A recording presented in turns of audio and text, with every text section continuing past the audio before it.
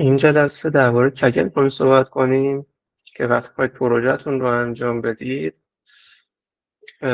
بتونید دیتا ست رو از کگل بردارید ببرید توی کلابتون و دیگه نخواید یه ساعت دانلود کنید و این حرفا، چون کگل هم سرعتش پایینه هم اذیتتون میکنه.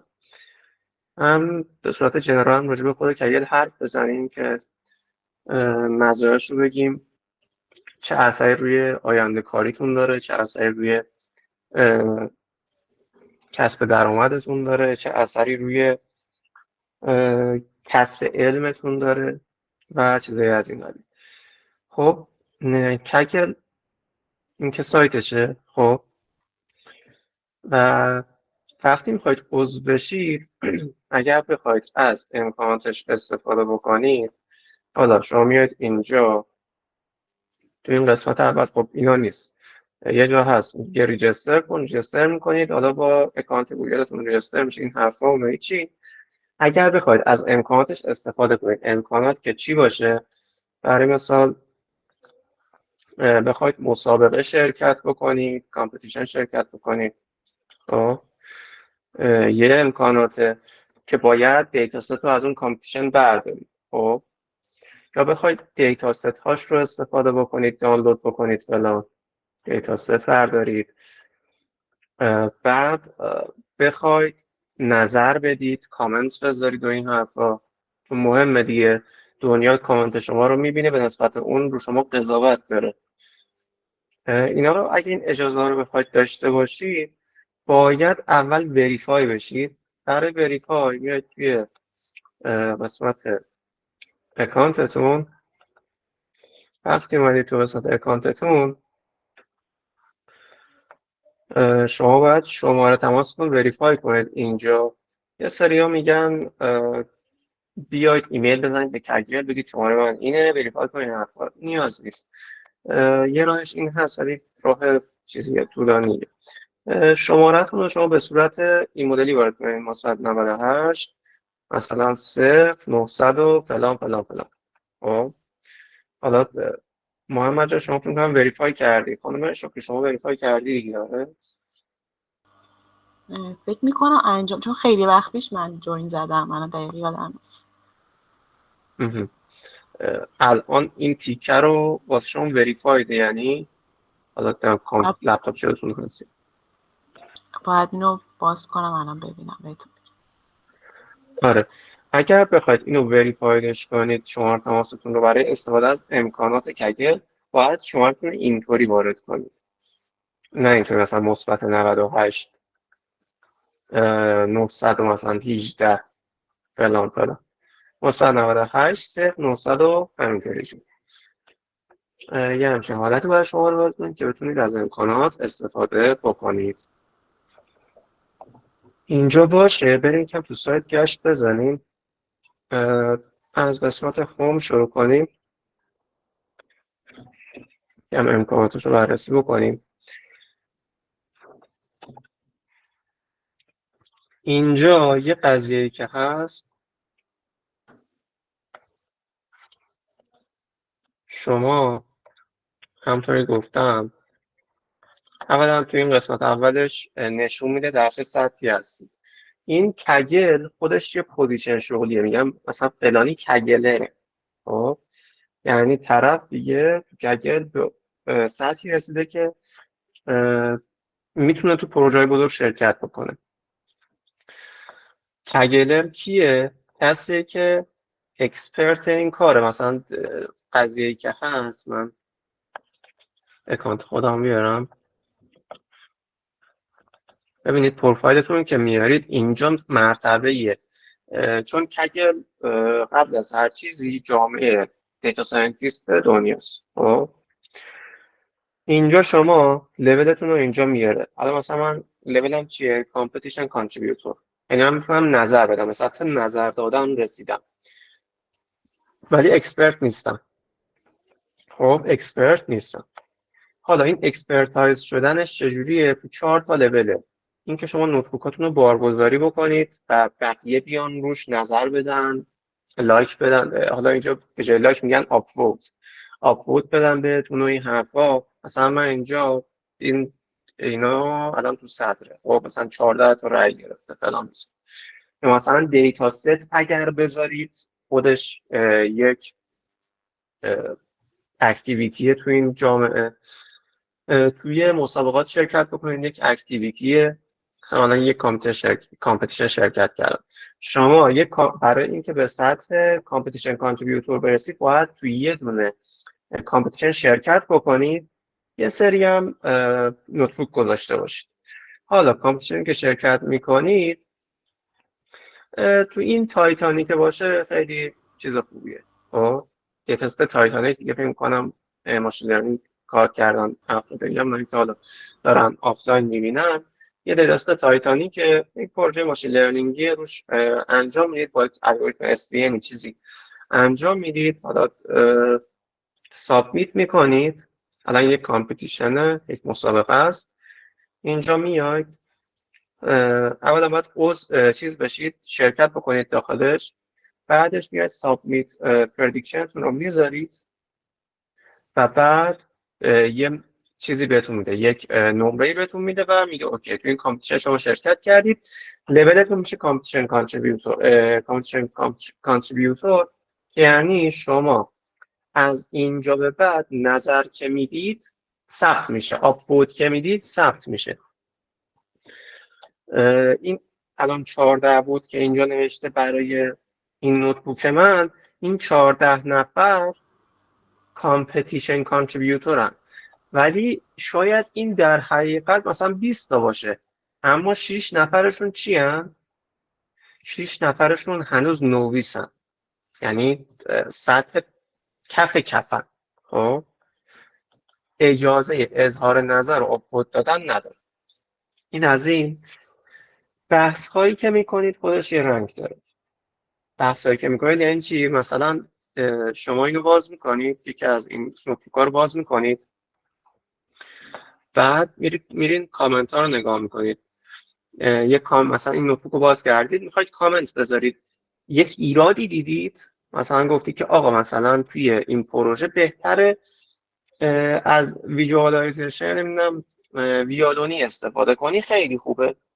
شما این نظر رو که میذاری یا مثلا حتی تعریف میکنید، ولی سعی کنید که کامنت های سازنده بذارید. حالا تعریف کردن خوبه به جای خودش، اما نظر سازنده خیلی ووت میگیره. خب مثلا شما میگید تو این مورد خاص از ویژوالایزیشن ویالونی استفاده کن. خب این یه نکته فنیه که بقیه میتونن ازش استفاده بکنن و توی پروژه‌هاشون کمکشون میکنه.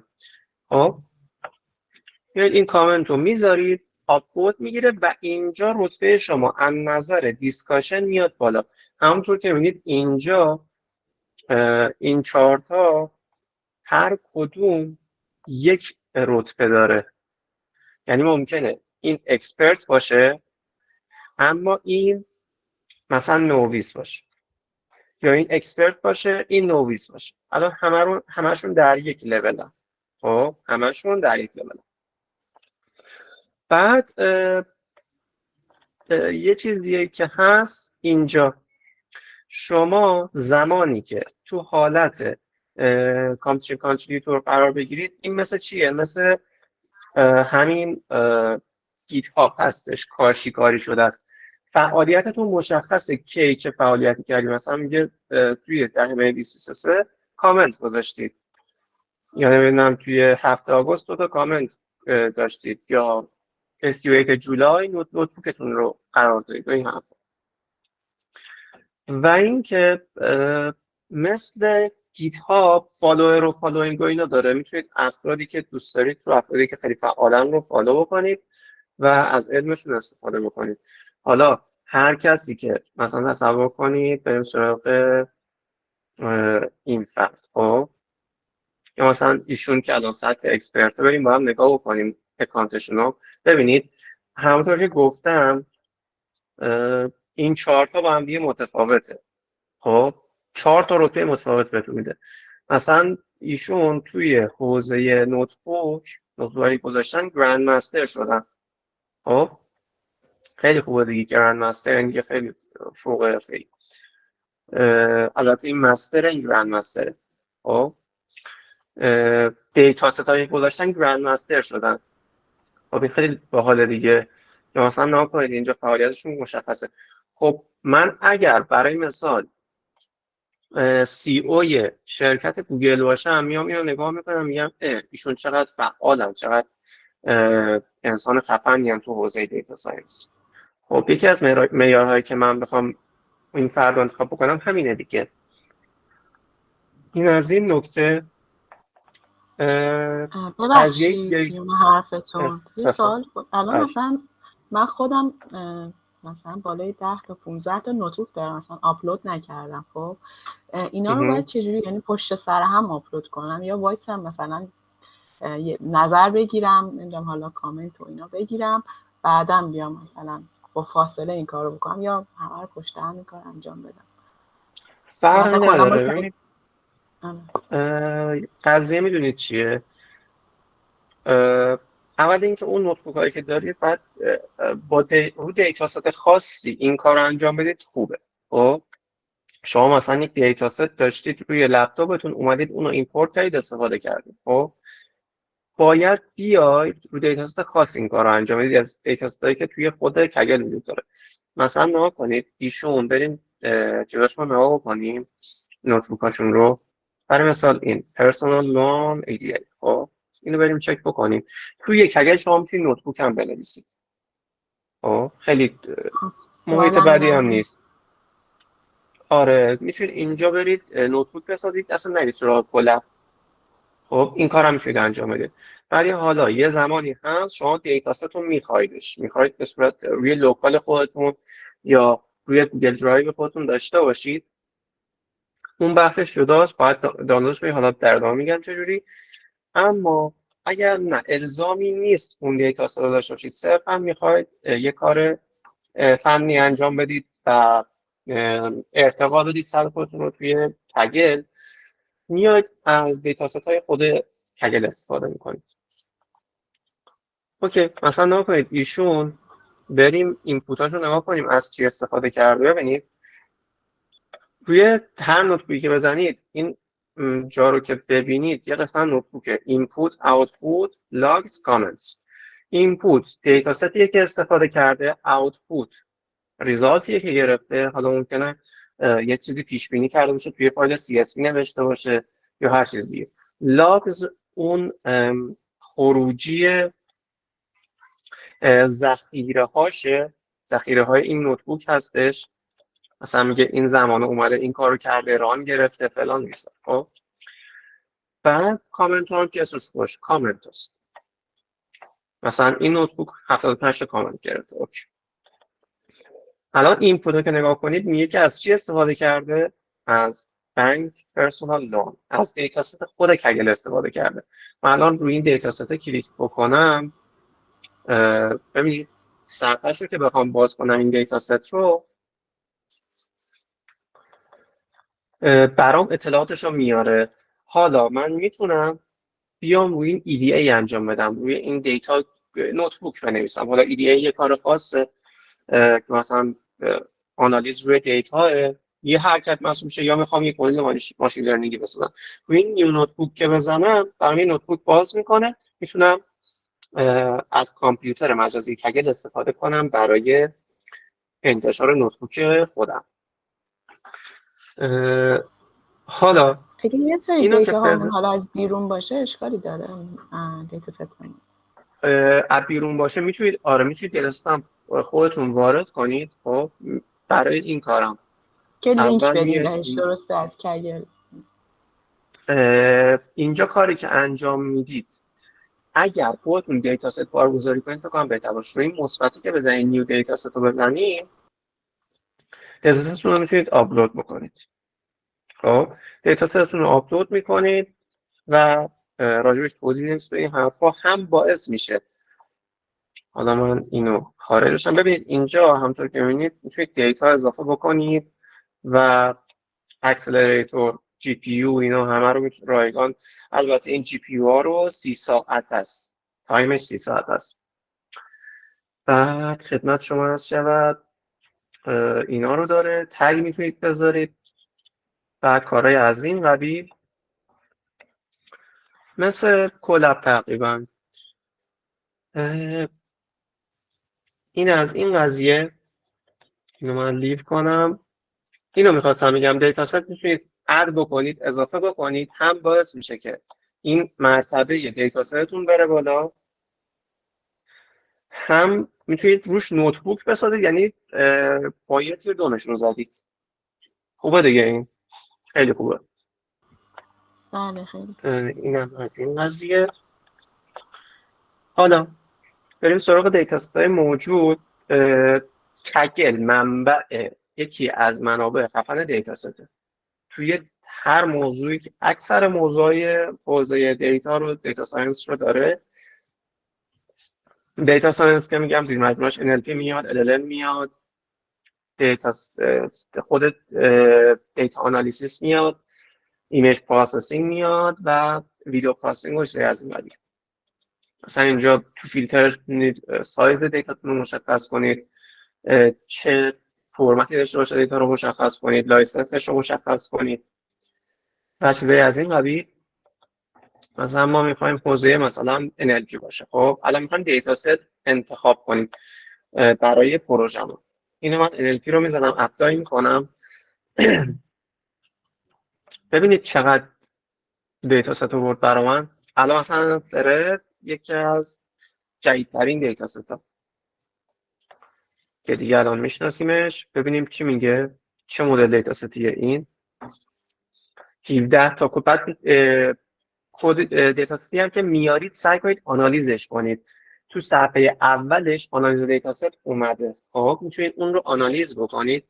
به چه صورت؟ یعنی ببینید نوشته آقا سورسش اینجا بوده، نمیدونم ستونا رو میتونید بخونید که چه دیتایی توشه. مثلا این متن هر ثرد هستش، هر پست ثرد هستش. بعد ریتینگش رو گذاشته. خب این خودش مسئله کلاسیفیکیشن محسوب میشه دیگه. ثرد مربوطه رو وارد کنیم، رتبهش رو بهم بگیم تو چه کلاسیه رتبهش. خب بعد اینم تاریخش و این حرفا. مثلا نکنید اینجا این نمودارا خیلی مهمه. مثلا اینجا میزان دانلودش رو میگه. خب این دیتای خوبیه دیگه که ببینیم چقدر محبوبیت داره. چرا این محبوبیت برای ما مهمه؟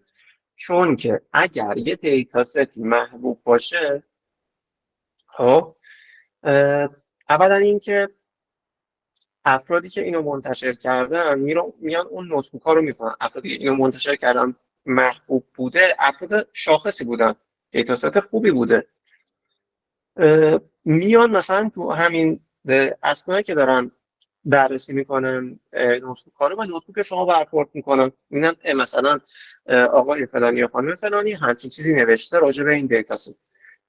پیگیر میشن. حالا تصور کنید این فرد رئیس شرکت گوگل باشه.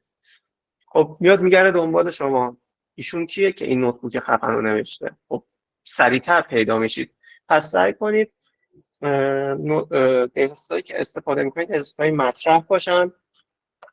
مثلا این دیتاست خوبیه دیگه. نکنید چه سالی شروع شده، فعلا همین اواخره که اومده. از 27 جولای 2022 شروع شده، یه تب و تابی داشته بعد افتاده. خب این نشون میده این دیتاست خوبی نیست، چون اولی تب و تابی داشته بعد افتاده. با اینکه هم داره استفاده میشه ولی اون محبوبیتش حفظ نکرده، پس این خوب نیست. حالا دیتاست خوب رو چجوری پیدا بکنیم؟ روی این فیلتره بزنید، ماست ووتد رو بزنید، مثلا راجع به کووید 19.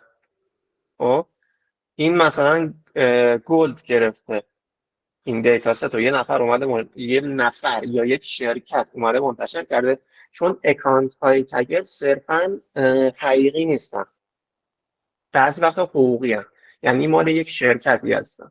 خب و اونا میان دیتاست میسازن برای مسابقه ساختن، یا مسابقه میسازن. حالا بخش مسابقه رو بهتون میگم. مسابقه را میندازن که افراد برتر رو پیدا بکنن. خب مثلا این به نظر میاد یک مسابقه باشه. الکی این نیومده گلد بگیره.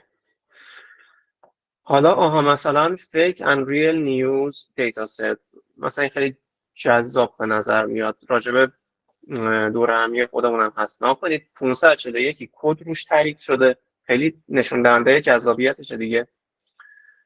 بعد خیلی کار مثلا کردم با این. آره دقیقاً.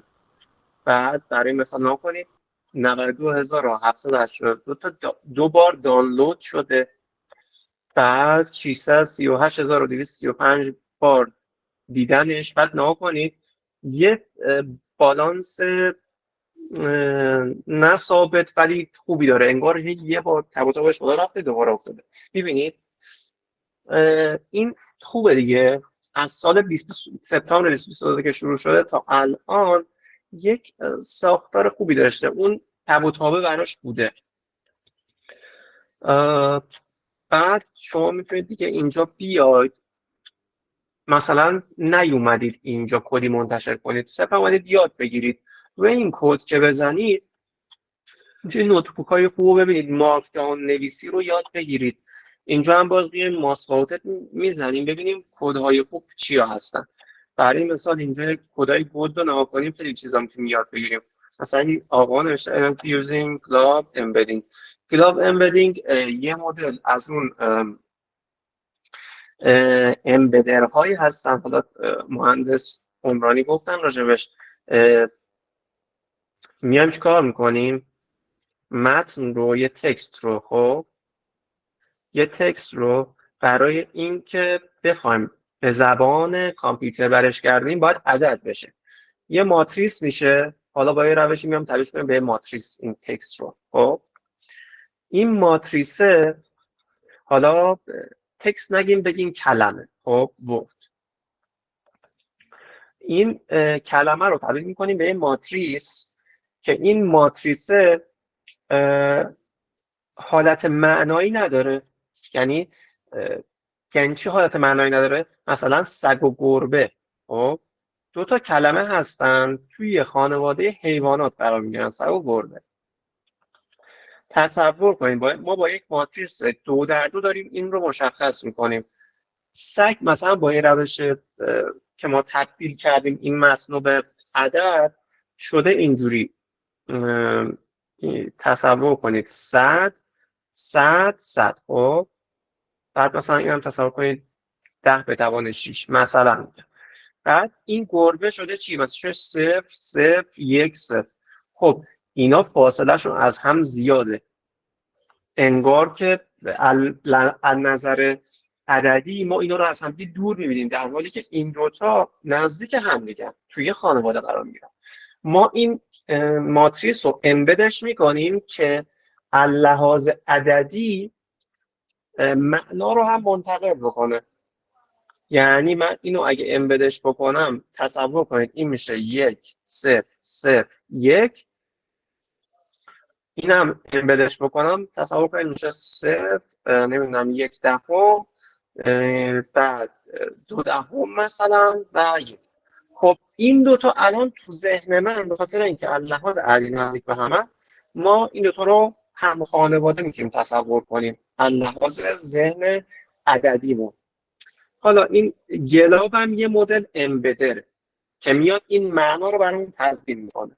حالا چیزای مختلف داریم، ورد امبدر ورد تو وک داریم، امبدر گلاب داریم و چیزای از این قبیل.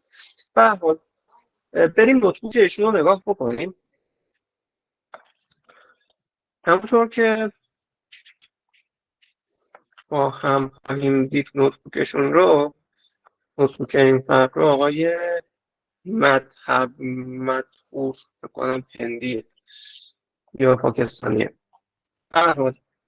حالا تا این لود بشه، همونطور که حالا توی نوتبوک فرد قبلی نگاه کردیم، اینپوت داره، آوتپوت داره، لاگ داره و کامنت. خب ما اینجا الان کاری که میتونیم بکنیم، این کپی اند ادیت رو که بزنم میتونم کدش رو دستکاری بکنم و به نام خودم بزنم. و حتی این ببینید مثلا اومده خیلی زیبا مارک داون نویسی کرده. مارک داون نویسی یعنی نوتبوکش رو خیلی قابل فهم نوشته، خیلی زیبا نوشته. مارکداون نویسی همون زیباسازی نوتبوکه. بعد من میتونم نوتبوک نویسی رو هم مارکداون بین نویسی. حرفاتون میپرم، اصلا خواهش میکنم میکنم. درستم یادم بره. این خواهش. مارکداون نویسی که گفتین، من خودم عادت دارم زیاد مینویسم. خوبه همچین چیز بدیه؟ یعنی کلا چیزای میگم زیاد، یعنی هر چیزی نه، کلا عادت دارم ببینید، بنویسم دیگه. برای یک دیتا ساینتیست مارکداون نویسی یعنی باید بلد باشه. چون ببینید نوتبوک حالا درسته توی فضای صنعتی شاید زیاد استفاده نشه، اما اگر شما بخواید برای کارفرماتون توضیح بدید چه خبر شده توی کدتون، مجبورید نوتبوک بنویسید واسه اینکه عملکرد کدتون رو خط به خط و زیبا نشون بدید. شما نمیتونید یک بلک باکس رو، بلک باکس همون اسکریپت نویسی منظورمه، کدهای وابسته به هم و که بخواید حالا ایمپورت بکنید این حرفا رو، خب اونو نمیتونید نشون بدید به کارفرما. کارفرما یک فردیه، آقا مثلا یک مدیره، یک مدیریه که فقط عدد رقم سر در میاره، پایتونه که غلط نیست. خب شما باید با مارکداون نویسی این ساختار رو بهش بفهمونید. بعضا میاد اینو هاید میکنید، این نتیجه این باکس کد شده این، یا نه خط به خط بهش نشون میدید این کد اینطوری شده. چون معمولا کارفرماها دوست دارن نشون بدن که من همه چی بلدم. اگر بخواید اون نیاز اون فرد رو ارضا بکنید که آقا آره، به اون بفهمونید که تو همه چی بلدی، دست طرف باید نشون بده ها. ولی اگر ببینید چی میگم، میدونم منظورم تونستم برسونم یا نه، گرفتی دوستان منظورمو؟ متوجه شدم. من من آره آشنا نیستم اون، خب به هر حال به کد و این داستانا، بیشتر دوست دارم آره ببینم دقیقاً. چیکار کردی، یعنی نتیجهشو میخوام هم ببینم. دوست دارن نتیجه من، هم دوست دارن نشون بده که من میدونم چی شده. طرف نمیدونه ها، ولی میخواد نشون بده که من میدونم. اون اگر حس رو شما باید بهش اسکریپت انتقال بذارید بدی. جلوش، آره باید اون حس رو انتقال بدید. این مهارت‌های نرم محسوب میشه. نوتبوک یه چیزی بین مهارت نرم و سخت. مارکداون نویسی یه چیزی بین مهارت نرم و سخت. فرمان الان ببینید مثلا این فرد یه مارکداون خوب نوشته، مثلا نمودارهای خوبی آورده. من میتونم این مثلا ورد کلاود یکی از نمودارهای مطرح شاخه NLP. یعنی آقا برای مثلا یه متن 1200 لغته میدیم به ورد کلاود. الان این نمودار ورد کلاود. خب الان سوال من از شما، این نمودار یک متن درباره چی بود به نظرتون؟ این متن درباره چی بوده؟ بله، سخنرانی دونالد ترامپ و ایناست. نمیتونم. الان ما هیلاری مثلا یه کلینتون دونالد و ترامپ، چیزای سیاسی و ایناست فکر میکنم، توییت سیاسی و آفرین، ایناست. دقیقاً این الان به من میگه آقا این متن مال، من میتونم حدس بزنم این متن مثلا روزنامه تایمز بخش سیاستش پلیتیکش درباره انتخابات به صورت خاص. و همچنین میتونه دیگه چی باشه. حالا بریم جلوتر، انتخابات، جلوتر از انتخابات دیگه چی میتونه باشه؟ اوباما میبینم، ریپابلیکن میبینم، ایمیل میبینم، پیکچر میبینم، راجع به یک فیلمیه که نقل کرده از دونالد ترامپ مثلا. چون اینجا ویدیو هم میبینم، مثلا پیپل میبینم، شاید مثلا راجع به اعتراضات مردم باید اون موقع بود که ریختن کنگره رو و عکس گرفتن این حرفا. میبینید من با این ساختار متن رو کلا آنالیز کردم. این بهش میگم ورد کلاود. اینو برای حالا همه کارهایی که با NLP انجام میدیم باید بذاریم. چجوریه؟ این رو بهش میگن تکست آنالیسیس. خب یعنی شما یا یه تکست دارید یا یک دیتا ست از تکست ها دارید، میخواید ببینید برای مثلا یک سال اخیر روزنامه نیویورک تایمز راجع به چی حرف زده. همچین ورد کلاود، نمودار ورد کلاود نشون دهنده اینه که روزنامه نیویورک تایمز یک روزنامه سیاسی صرفا. اگر گاهن راجع به چیزم حرف میزنه، تکنولوژی حرف میزنه، داره میگه که آقا من اونورم بلدم، در حالی که داره شو میکنه. درسته؟ من اینو درک میکنم اگر این دیتاست روزنامه نیویورک تایمز باشه. اوکی، اینم از این. اینجا من از این ورد کلاود، رسم ورد کلاود رو یاد بگیرم و خیلی چیزای دیگه، خیلی نمودارهای خاص، ویژوالایزیشن‌های قشنگ یاد بگیرم و از این قبیل. مثلا اینجا خوش آمده هایت کرده، خب ولی ریزالت رو حالا ممکن زیرش بذاره. خیلی من اصلا از این کار خوشم نمیاد که هایت میکنم، اذیت میشه. میشه بازش کرد. میدونم، آره دقیقا، ولی خب دوست دارم یه نگاه مثلا. درسته. اوکی، این از این قضیه. بعد کامپیتیشن هایی که وجود داره هم میتونید شما بررسی کنید، شرکت بکنید در صورت که وریفایر رو انجام داده باشید. مثلا اینجا میتونید بیاید آقا یکی از منبع درآمدهای دیتا ساینتیست ها همین مسابقات، کوئرا مسابقه میذاره، همین اخیراً گذاشته، هکرکام گذاشته، اخیراً یه مسابقه گذاشته برای دیتا ساینتیست ها. کگل به وفور میذاره. چی؟ میگم برای هر سطحی داره مسابقه یا کلا حرفه‌ای باید؟ ببین فرضیه شما با این مسابقات سطح خودتون رو میارید بالا، یک بهانه دارید برای ارتقاء خودتون. یعنی اینجوریست که آقا با هر سطحی باید جسارت داشته باشید شرکت بکنید. مثلا این مسابقه LLM هست، من شرکت کردم. راجع به LLM ها من شاید 30-40% بدونم، ولی شرکت کردم تا یک انگیزه باشه برای پیشرفت. مثلا چقدر زمان داریم؟ فضاش چجوریه؟ مثلا 2 ماه 3 ماه. 2 ماه مثلا اینا کنید $53,000. البته این مجموعه مثلا میگه 3 تا تیم اول، $30,000 تیم اول، نمیدونم $10,000 تیم دوم، میشه 40,000 تا 13,000 تا هم تیم سوم مثلا، یا 13,000 تیم دوم، 10,000 تا تیم سوم. اینو مثلا میخوام شرکت کنم. تیمی شرکت کردین یا خودتون؟ نه، فردی شرکت کردم. هم فردی میتونید هم تیم میتونید.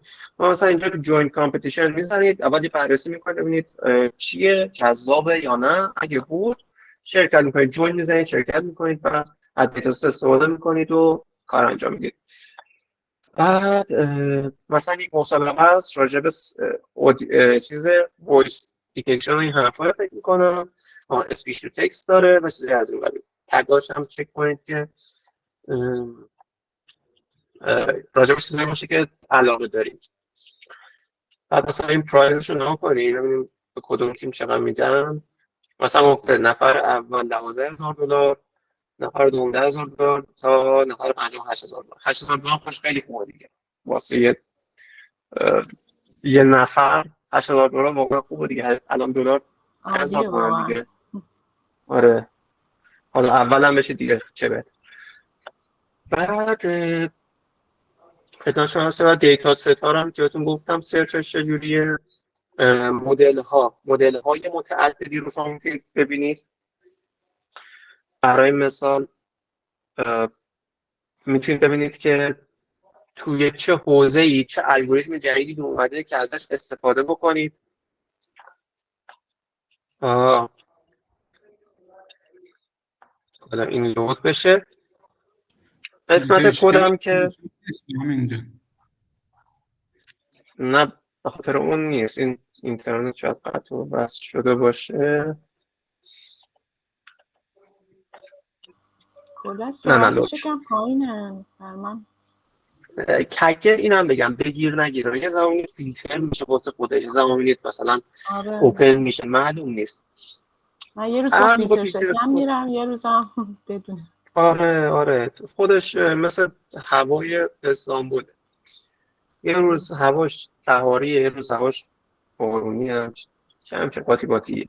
در حال الان مثلا نگاه کنید فعلا تی5 این راجبه چه بوده؟ مثلا گوگل الان اینو منتشر کرد، این الگوریتم رو روش میتونید کلیک کنید بررسیش کنید ببینید چیه این الگوریتم که جدید منتشر شده. آها، scaling instruction fine tune language models.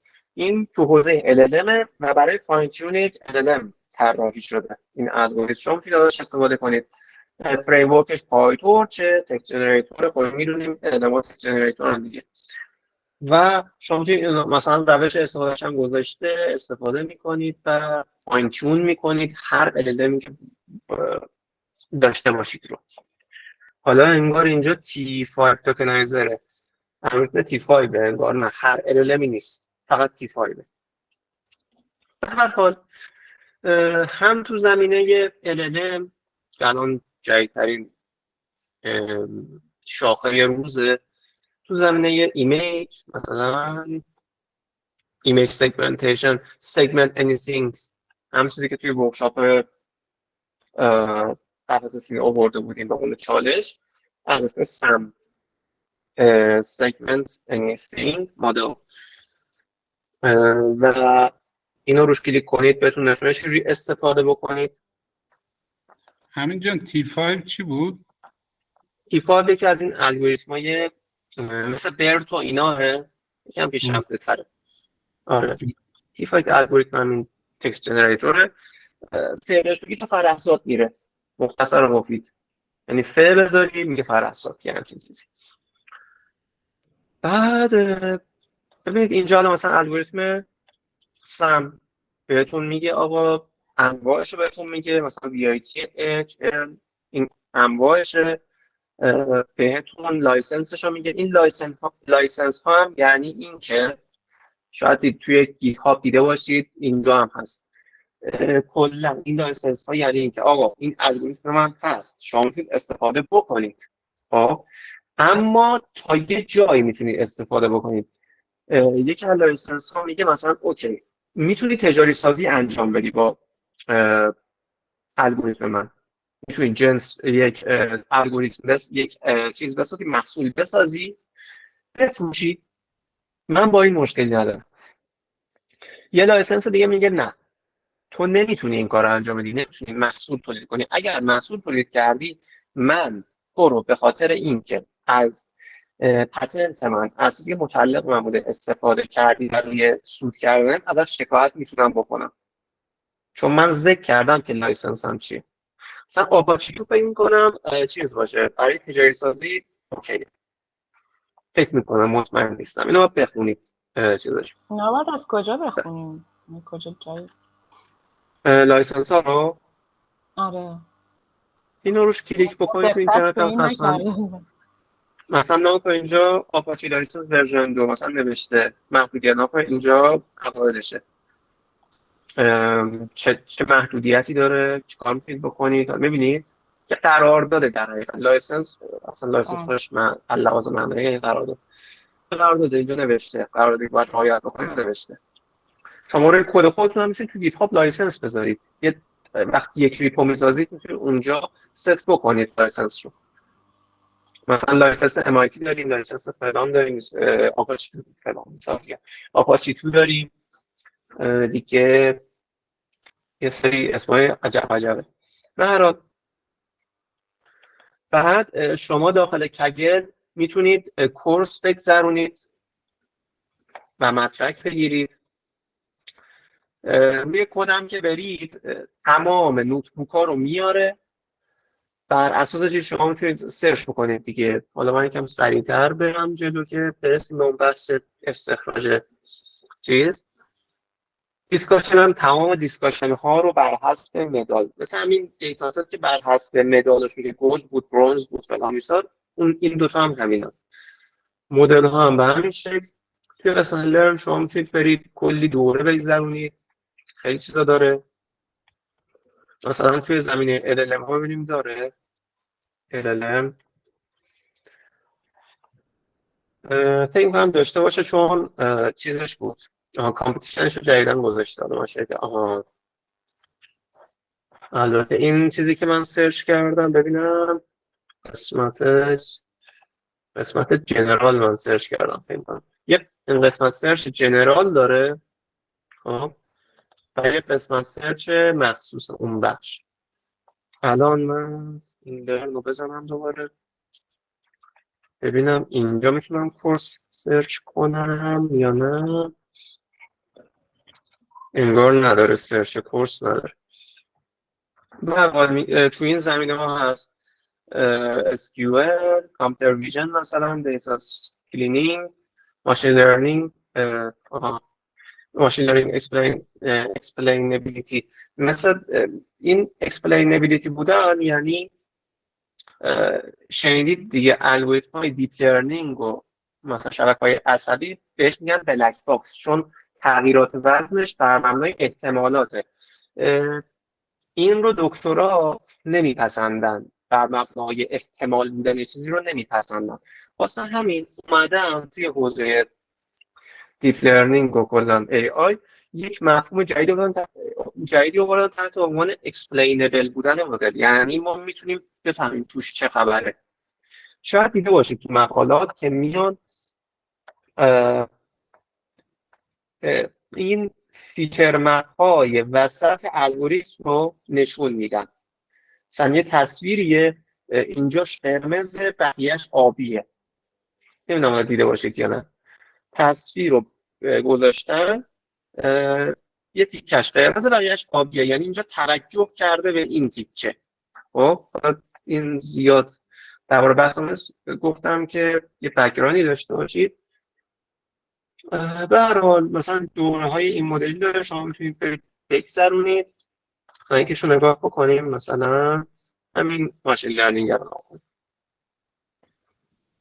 من اینو یه بار زدم که چک بکنم چه خبره، چه جوریه توش، چون تا حالا کورس توی چیز نگذروندم توی گوگل. قضیه که داره من یه سری دیدم بیشتر متنی بود، یعنی آره مثل کوئرا، مثل که یه سری از کورسای کوئرا میمونه متنی. خلاصه بود، خیلی خوب بود بعضی چیزاش. آره حالا میتونید اونجا بگذارید، مدرک بگیرید و این حرفا. اینم از این قضیه.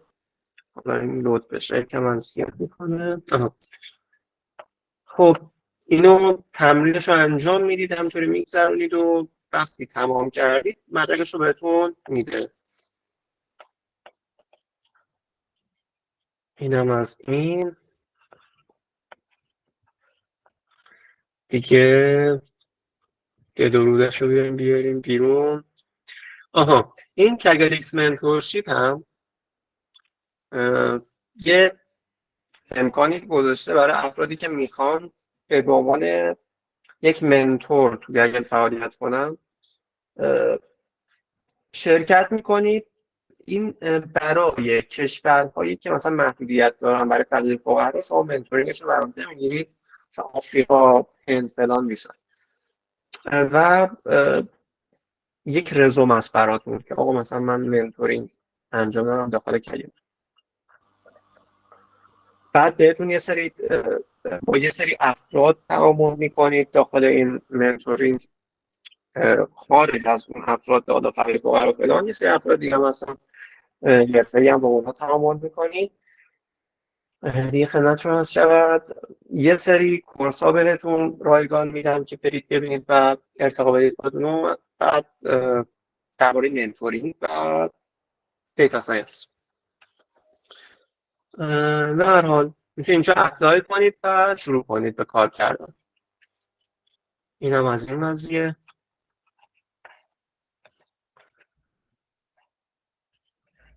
بعد اینجا هم که رنکینگ جهانیه، میرید نگاه میکنید چی در چه لولیه. گاهن شاید شما بخواید که یه نفر رو پیدا بکنید، باش هم کاری بکنید برای پروژه خاصی که تو ذهنتون دارید. مثلا حاضرید میلیاردرید، یه 100 میلیارد تو بانکتون خوابیده، میگید آقا من دلم میخواد فردا برم یه استارتاپ بزنم، دنیا رو تکون بدم. خب وقتی شما 100 میلیارد دارید میاد اینجا یه نفری پیدا میکنید که خفن باشه دیگه. فکر مثلا اینجا نگاه میکنید اوکی رنگیه که دنیا ایشونه، روش کلیک میکنید، بعد میرید لینکدینش رو در میارید، ورودی اکانتش رو میکشید بیرون، گیت هابش رو نگاه میکنید فلان بیسار، بهش ایمیل میزنید میگه آقا ببین من جیبم پر پوله، میای یا نمیای؟ یا برعکس شما الان یک فرد فعال تو تگلید، یه نفر میاد با جیب پر پول شما رو انتخاب میکنه. این هم هست.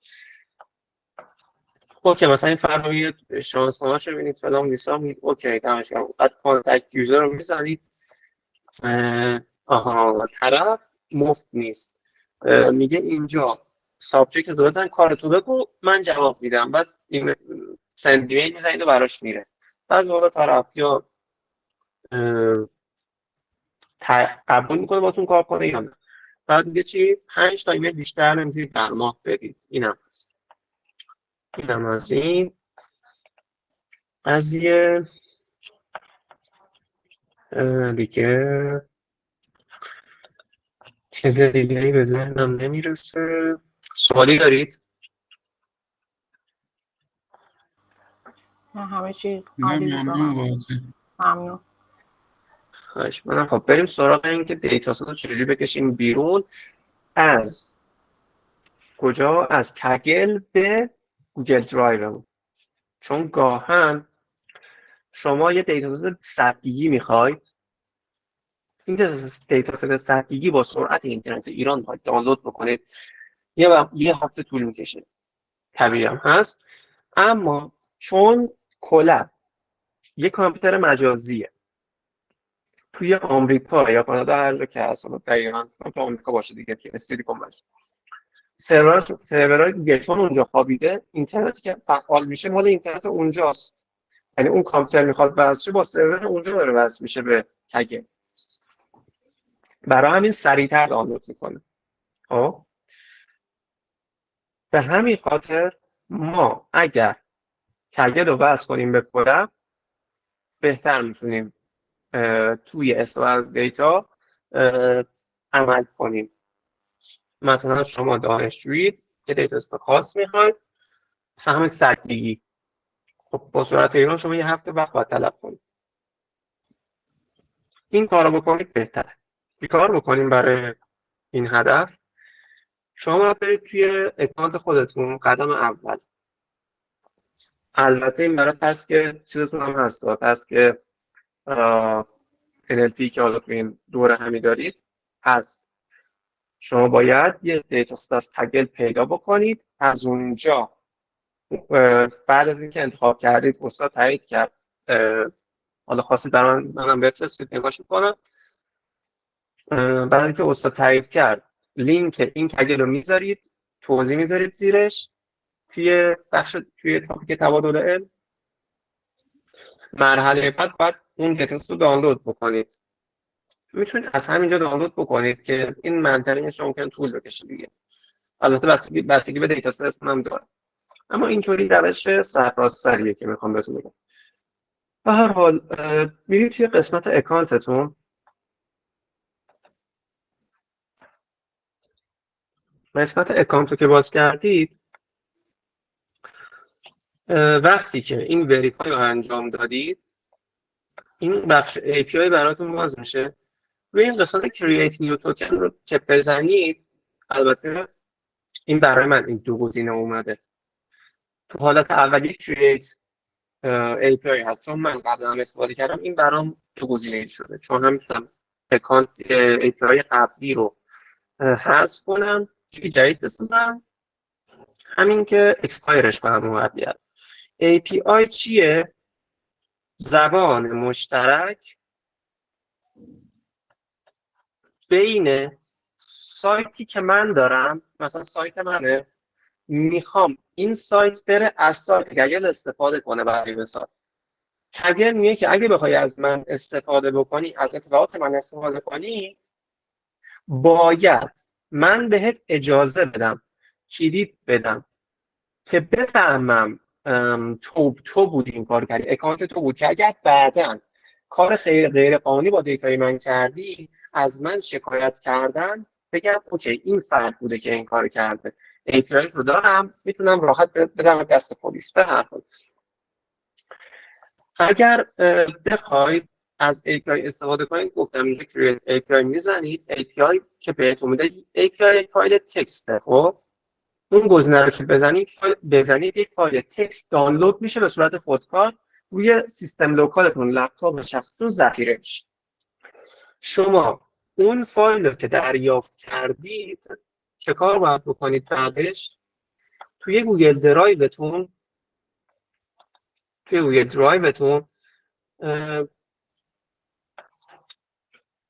فولدر پروژهتون یه فولدر کگل بسازید.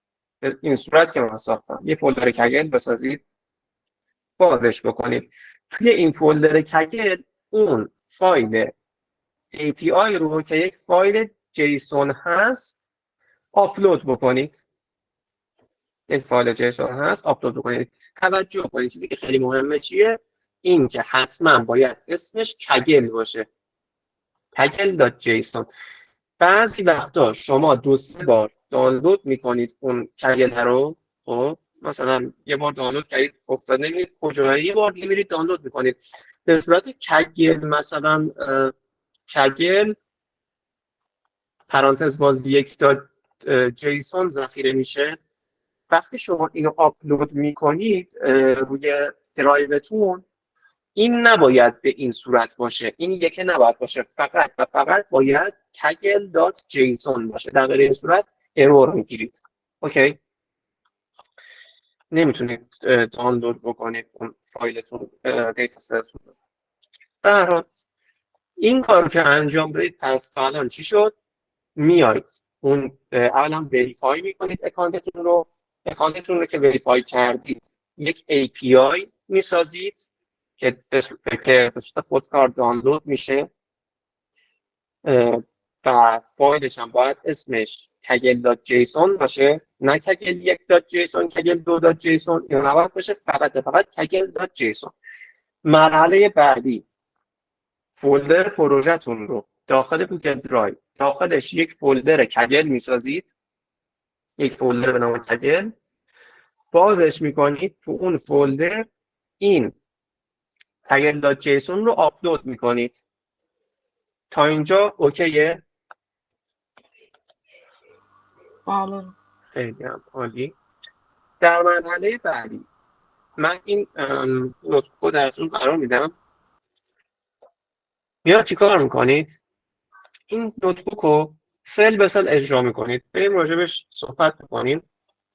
تو سل اول میاید این کتابخونه کگل رو اینستال میکنید.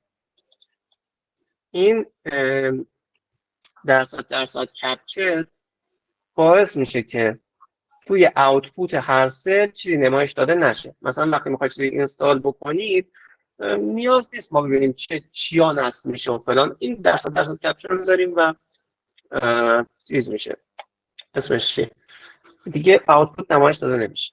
این از این. مرحله بعدی گوگل درایوتون رو لینک میکنید به کلابتون. چجوری؟ حالا یا با این دستور یا اینکه روی این کلیک میکنید، روی این قسمت عکس فایل، روی این گزینه کلیک میکنید ماونت درایو، به صورت خودکار درایوتون رو ماونت میکنه، یا اینکه این سل رو خودش میسازه.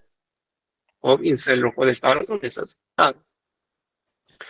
در مرحله بعدی باید روی کامپیوتر مجازی گوگل که در اختیار قرار داده یک فضا بسازید برای کگل.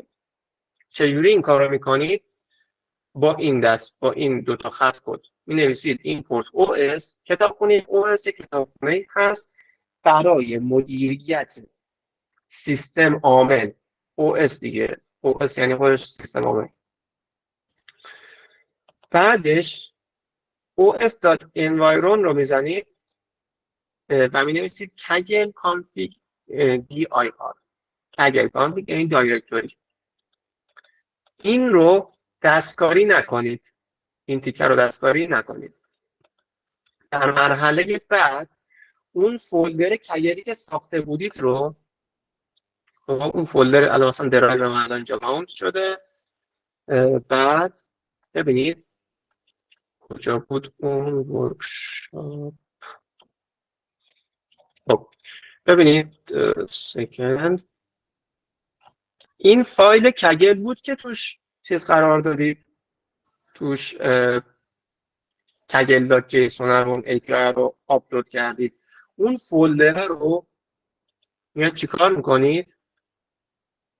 این 3 نقطه میزنید و میزنید روی کپی پس و بین این دوتا کوتیشن کنترل وی میکنید، پیستش میکنید. در مرحله بعد دایرکتوریتون رو عوض میکنید به چه شکل؟ درصد CD change directory. CD یعنی change directory. کجا رو قرار میدید؟ چون دایرکتوری فعلیمون که الان اینجا زدیم زده چی؟ کانتنت. کانتنت چیه؟ این قسمتی که الان داخلش هستیم.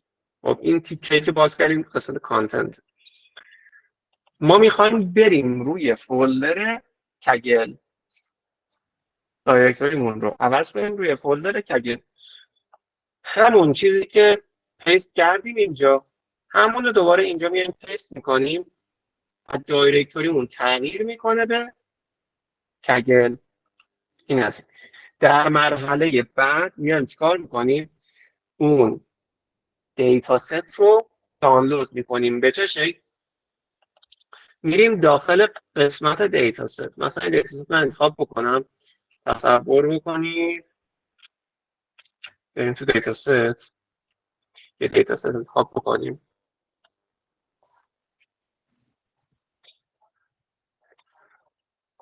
تصور بکنید که من میخوام این دیتا ستی که من تو زمینه کامپیوتر ویژنه، حالا این لود بشه. تا اینجا سوالی دارید؟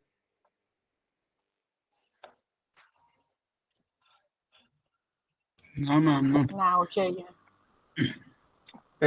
روی یکی از دیتا ست من کلیک میکنم، فرضاً مثلا این سگ و گربه پت اسپیشال اکسپرشن.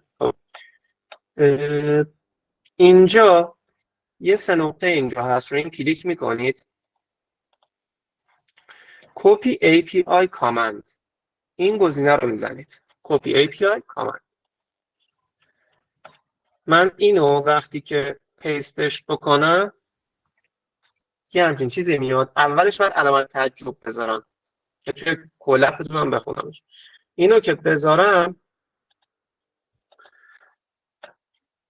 این دیتا ست به صورت یک فایل رد آپلود میشه. الان مثلا چیزی که من استفاده کردم قبلا چه CD اسکن ایمیج بوده. خب به هر حال این چیزی که دانلود میشه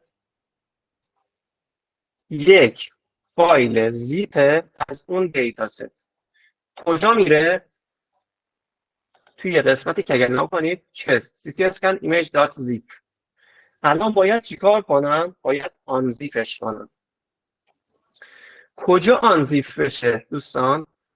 بیاید یک فولدر بسازید توی همین فایل پروژه‌تون، یک فولدر پروژه‌تون، یک فولدر دیگه بسازید به اسم دیتا ست که مرتب باشه. خب وقتی که ساختید بزنید همین دفتر صد کپچر که برای علم نمایش چیزه آوتپوت، از دستور آنزیپ که دستور لینوکسیه استفاده کنید و چیزی که ساخته شده، اون چیزی که دانلود شده، اون فایل دیتا ست زیپی که دانلود کردید و توی قسمت چیز قرار داده شده، توی قسمت فولدر کگل قرار داده شده، میایید اینجا روی این 3 نقطه اون فایل زیپه، دیتا ست زیپمون کلیک میکنید، کپی پس میزنید، اینجا توی بخش اول پیستش میکنید، یه اسپیس میزنید، و داش دی. البته اینو نمیخواد دست بگیرم، من این نوتبوک رو بهتون میدم. بعد کجا رو کپی میکنید؟ اینجا کدوم آتوسوم رو کپی میکنید؟ اون فولدر دیتا ستی که ساختید رو کپی میکنید. چجوری؟ روی این که کلیک بکنید دیتا ستی که حالا فولدر ساختید سمت رو که بزنید کپی پس و توی این بخش پیستش میکنید. چه اتفاقی میفته؟ فایل زیپ دیتا ستتون آن زیپ میشه داخل بخش دیتا ست. بعد فاینلی شما چی دارید؟ شما توی دیتا ستتون آن زیپ شده اون دیتا ست زیپ شده رو دارید. آنها کنید ترین تست ولی فلان هر ساختاری که داشته باشه دیتاتون الان اومده و آن زیپش کرده. این هم از این. حالا این تیکه آخرم که گذاشتم در صورتی که مثلا بخواید ریموو بکنید، حالا نیازی نیست به این تیکه یه دستور ریموو برای اون لینوکس، حالا زیاد توجه ندارم بهش، ولی تا اینجا کاری که باید انجام بدید تا این تیکه دیتا ستتون آنزیپ میشه و میتونید از دیتا ستتون استفاده کنید، ترین کنید، یک مدل ترین کنید و کارهای از این قبیل. نمیدونم EDA میخواید انجام بدید، کار NLP، کار LLM، کار CV کامپیوتر ویژن و کاری از اینم از این قضیه. فکر کنم همه چیو گفتم. حالا اگه سوالی دارید من در خدمتم.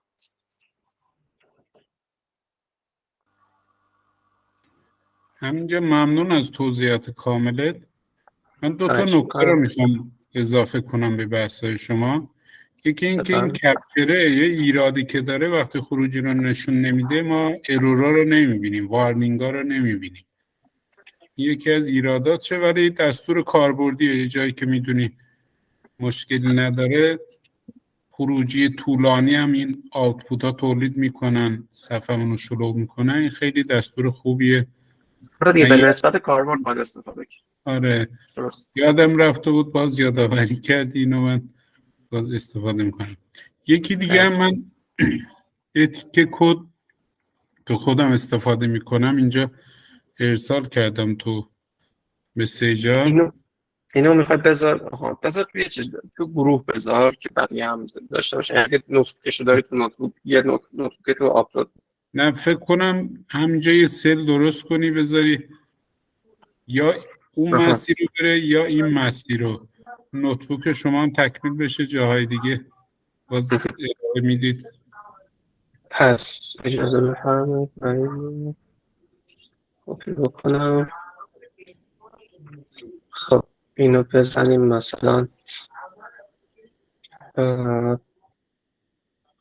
یه نکته دیگه توی مارکداون نویسی وقتی میخواید چیز بنویسید سکشن باز بکنید توی کلاب این علامت هش رو که میذارید اسپیس بزنید بعد هش نویسید. دلیلش اینه که وقتی شما این نوتبوک رو دانلود میکنید مثلا میخواید آپلودش کنید توی تگت یه قاعده‌ای که داره وقتی سکشن بندی میشه چیزی رو سکشن میبینه که هش اسپیس باشه، یعنی هش اسپیس یه چیزی بنویسید. وقتی هش باشه بعدش باشه اینو سکشن نمیبینه. پس اینم توجه کنید که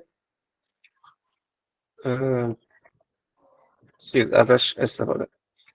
approach to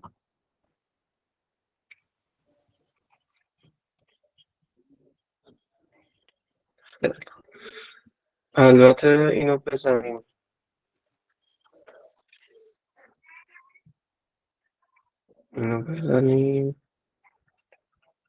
your username. این کار خطرناک بود محمد، این نباید این کد رو بزنی چیز میشه. نه اون کد قسمتشو حذف کردم. آها. آره اون کوچولو نیست، بزرگه، کدش طولانیه. آره. خب اینم یور کد به هر حال.